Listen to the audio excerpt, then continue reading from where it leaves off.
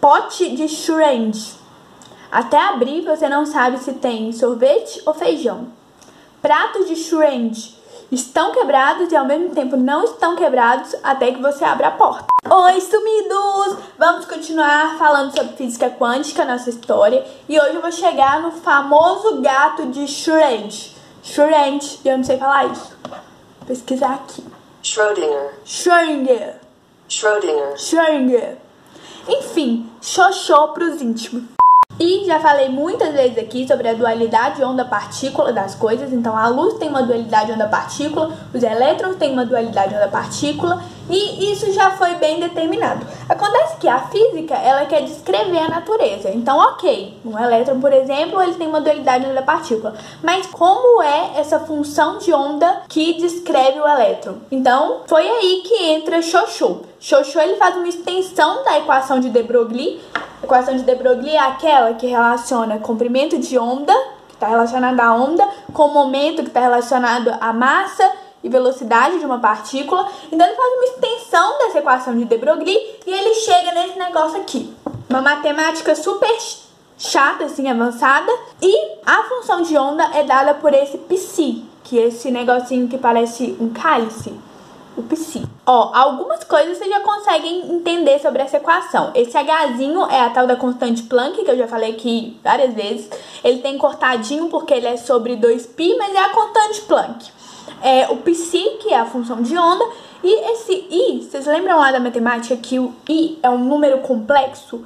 O número complexo, esse i é igual a raiz quadrada de menos 1. Então, pensa qual que seria a raiz quadrada de menos 1. É o número vezes ele mesmo que está menos 1. Você pega 1 vezes 1 dá 1. Você pega menos 1 vezes menos 1 dá 1. É mais um instrumento de cálculo. E aí você chama raiz de menos 1 desse i. Então, qual que é o significado físico dessa função de onda? Não tem, porque o mundo real é feito de grandezas reais.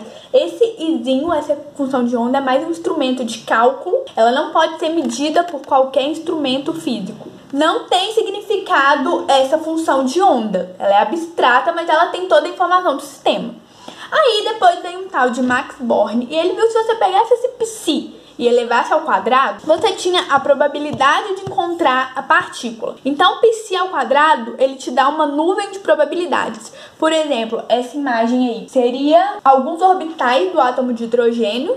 Então, as bolinhas aí dão a probabilidade de um elétron estar em cada um. Então, agora, veja só, a gente não tá mais lá no átomo de Bohr, que são órbitas bem definidas e tá. Agora você tem uma função de onda, e a função de onda ao quadrado te dá uma probabilidade de encontrar o elétron em algum lugar. E isso funciona.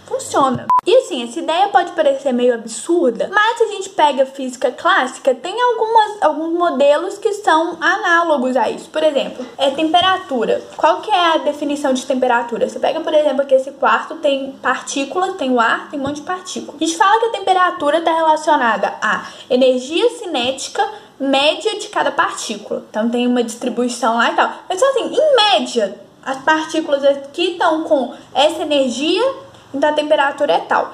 Mas se você for medir exatamente cada partícula, você nem consegue, né? Umas podem estar com uma energia um pouquinho maior, uma vai estar com uma energia um pouquinho menor, mas a energia média é essa aqui. Então a ideia da probabilidade do π ao quadrado é basicamente essa.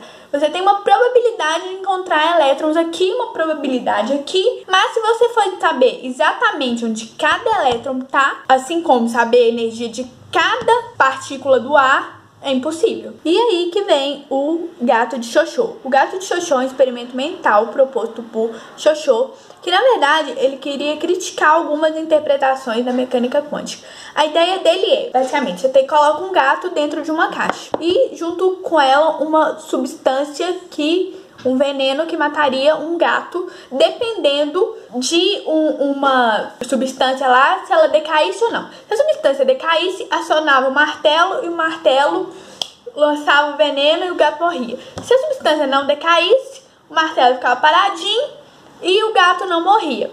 E aí, algumas interpretações diziam que É como se, por exemplo, numa função de onda, um elétron poderia estar em dois estados ao mesmo tempo, superposição, ou então que o gato poderia estar vivo e morto ao mesmo tempo.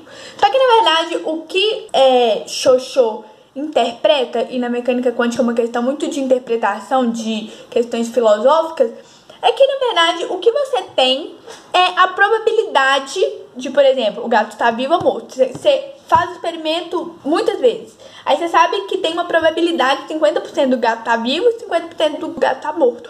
Mas o que aconteceu antes de você abrir a caixa, ou se você pensar na função de onda numa partícula, antes de você medir, até porque tem a questão que a medida interfere no seu experimento, você não pode determinar o realismo da coisa. Você tem a sua medida. Então, o que você tem é quando você abre a caixa.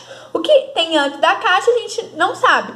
É como se você, por exemplo, fizesse uma pesquisa por aí com uma pessoa, se ela gosta ou não de chocolate. Então, suponha que você faça pesquisa com muitas pessoas e você vê que tem 50% de chance de gostar de chocolate e 50% de não gostar de chocolate. Aí você vai perguntar para uma pessoa. Antes de você saber a resposta dessa pessoa, não quer dizer que a pessoa goste e não goste de chocolate ao mesmo tempo. O que você sabe é, quando você pergunta para a pessoa, ela, amo chocolate, gosto de chocolate. E aí, se você faz a pesquisa com muitas pessoas, você sabe dizer a probabilidade. Então, assim, a mecânica quântica, como eu disse no outro vídeo, ela traz muitas questões a respeito do realismo, se o nosso modelo explica a realidade como ela é, e até porque a gente não consegue, igual como tem o número complexo lá, você não consegue desenhar muito bem um modelo com a bolinha, não dá pra desenhar muito modelo, mas ela te dá dados que funcionam e te permitem fazer muitas coisas com esse dado. É bugante. Então, assim, nada de misticismo também, ó. Por exemplo, não é a força do seu pensamento, não vai ajudar que o gato fique vivo ou fique morto. Ou a sua força do seu pensamento vai fazer com que a pessoa goste ou não goste de chocolate. Tá bom? Beijo.